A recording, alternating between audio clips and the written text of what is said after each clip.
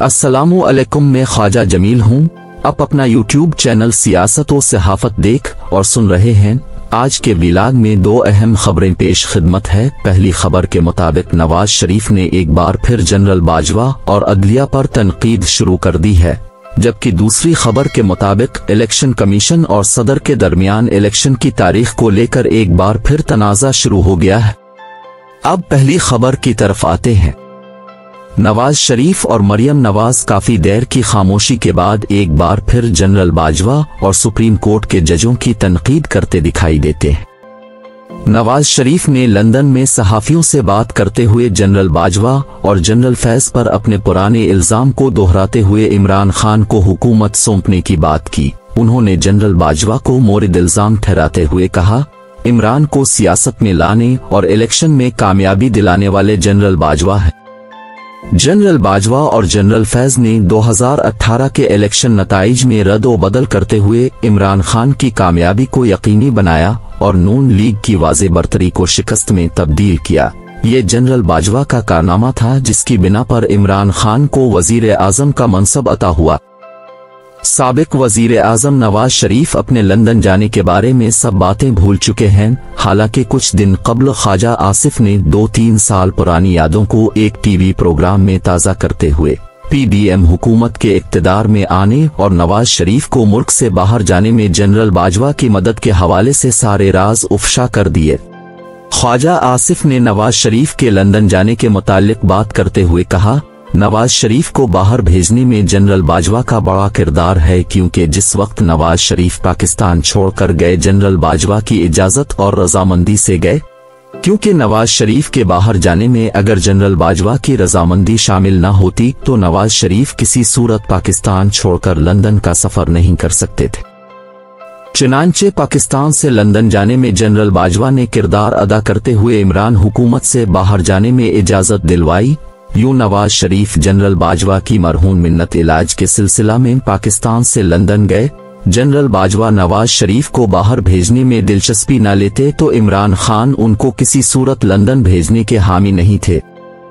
इसी प्रोग्राम में ख्वाजा आसिफ ने शहबाज शरीफ की 1.5 साला हुकूमत के बारे में बताया। तहरीक इंसाफ की हुकूमत कायम होने के 1 साल बाद जनरल बाजवा और आर्मी इस्टेब्लिशमेंट ने पीडीएम को वाजे कर दिया था।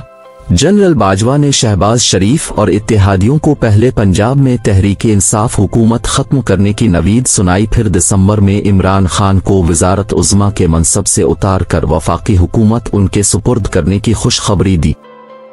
जनरल बाजवा ने नून लीग और नवाज शरीफ पर इतने एहसानात किए हैं, इसके बावजूद नवाज शरीफ जब दिल में आता है जनरल बाजवा की तनकीद पर बयानात जारी कर देते हैं। जनरल बाजवा शायद 2 साल की आईनी बंदिश की वजह से खामोश हैं, क्योंकि ओहदे से सुबुकदोश होने के 2 साल तक वो किसी हसास मामले पर बात नहीं कर सकते।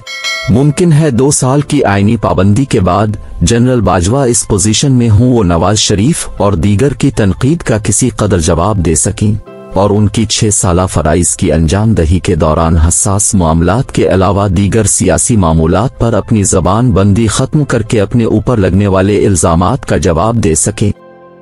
नून लीग इस हद तक तस्लीम करती है जनरल बाजवा ने नवाज शरीफ को लंदन भिजवाया। इस बात की वजाहत में अगर जनरल बाजवा मजीद कुछ इजाफा करते हुए कुछ हकाइक कौम के सामने रख देते हैं तो इसमें कोई हर्ज नहीं और न ही इसमें किसी ऑफिशियल सीक्रेट एक्ट की खिलाफ वर्जी होती है।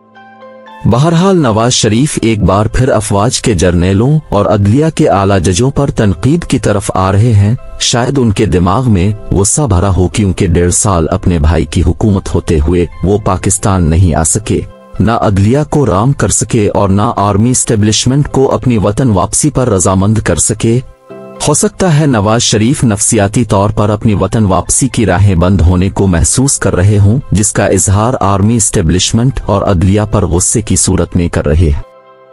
नवाज शरीफ, मरियम नवाज की अदलिया और फौज पर चढ़ाई से महसूस होता है जैसे नून लीग दोबारा अपनी पॉलिसी को तब्दील करते हुए जारहाना रवैये की तरफ जा रही है। जिस तरह कुछ अरसा कबल मरियम नवाज ने अदलिया पर जारहाना पॉलिसी अपना कर काफी फवाइद हासिल किए थे, इस बार भी यही लगता जैसे जारहाना पॉलिसी को अपना कर अदलिया और इस्टेब्लिशमेंट को पिछले कदमों पर धकेल कर अपना मुफाद निकालने की कोशिश की जाएगी। दूसरी खबर इलेक्शन के हवाले से है। सदर पाकिस्तान डॉक्टर आरिफ अलवी ने इलेक्शन कमिश्नर को खत लिखा है और बाहमी मशावरत से इलेक्शन की तारीख बारे फैसला करने के लिए मुलाकात करने की दावत दी है ताकि सदर और इलेक्शन कमीशन की मशावरत से इलेक्शन के इनेकाद की तारीख तय की जा सके। सदर चाहते हैं इलेक्शन के इनेकाद और उसकी तारीख के हवाले से कोई तनाज़ा खड़ा न हो, बल्कि सदर और इलेक्शन कमीशन मिलकर बाहम सलाह सफाई से इलेक्शन की ऐसी तारीख मुकर्रर कर दें जिससे दोनों आईनी इदारे कानूनी तौर पर तसल्ली और इत्मीनान महसूस करें। इलेक्शन की तारीख मुतय्यन करने के हवाले से सदर पाकिस्तान अपना मौक़िफ़ रखते हैं। उनका कहना है चूंकि वज़ीर आज़म की हिदायत पर उनके ऑर्डर पर कौमी असेंबली की तहलील हुई है, इसलिए आइन इलेक्शन की तारीख मुकर्रर करने की जिम्मेदारी सदर पाकिस्तान पर डालता, लिहाजा सदर की हैसियत से अपनी आईनी जिम्मेदारी को पूरा करते हुए इलेक्शन के इनेकाद की तारीख मुकर्रर करने के लिए चीफ इलेक्शन कमिश्नर से मशावरत के लिए खत लिखा है ताकि अपनी कानूनी जिम्मेदारी को अहसन तरीके से अंजाम दे सको। ताहम आज इलेक्शन कमीशन में सदर के खत का जवाब देने के लिए इजलास मुनक़िद हुआ जिसमें तमाम कानूनी और आईनी पहलुओं को मद्देनजर रखते हुए इलेक्शन कमीशन ने सदर के खत का जवाब देने का फैसला किया है, जबकि इलेक्शन की तारीख मुकर्रर करने की बाबत सदर से मुलाकात न करने का फैसला भी किया है। इलेक्शन कमीशन ने सदर को जवाबी खत लिख दिया है जिसमें उन्होंने सदर को लिखा है, इलेक्शन एक्ट 2017 में तरमीम के 22 इंतखाबात की तारीख का इख्तियार सदर की बजाय इलेक्शन कमीशन के पास है। सदर अगर कौमी असेंबली खुद तहलील करते तो इस सूरत में इलेक्शन की तारीख मुतय्यन करने का इख्तियार सदर के पास होता। चूंकि सदर पाकिस्तान ने असेंबलियां वजीर आजम की दरख्वास्त पर तहलील की हैं, लिहाजा इस सूरत में इलेक्शन के इनेकाद की तारीख का ऐलान करने का इख्तियार इलेक्शन कमीशन के पास है। चीफ इलेक्शन कमिश्नर ने सदर के नाम अपने खत में मरदमशुमारी के हवाले से भी लिखा है। चीफ इलेक्शन कमिश्नर ने सदर को बताया चूंकि नई मरदमशुमारी मुकम्मल हो चुकी है और उसके मुकम्मल नताइज न सिर्फ आ गए हैं बल्कि इन नताइज को तस्लीम भी कर लिया गया है, इसलिए इलेक्शन एक्ट में तरमीम के बाद इलेक्शन कमीशन के फराइज में शामिल हैं कि वो पाकिस्तान में नई हल्का बंदियां करे और आने वाले इलेक्शन को उन नई हल्का बंदियों के मुताबिक कराए। हल्का बंदियों के शेड्यूल का ऐलान भी कर दिया गया है और इस शेड्यूल के मुताबिक नई हल्का बंदियों पर काम शुरू हो चुका है, इसलिए नए इलेक्शन नई हल्का बंदियों के बाद ही मुमकिन है।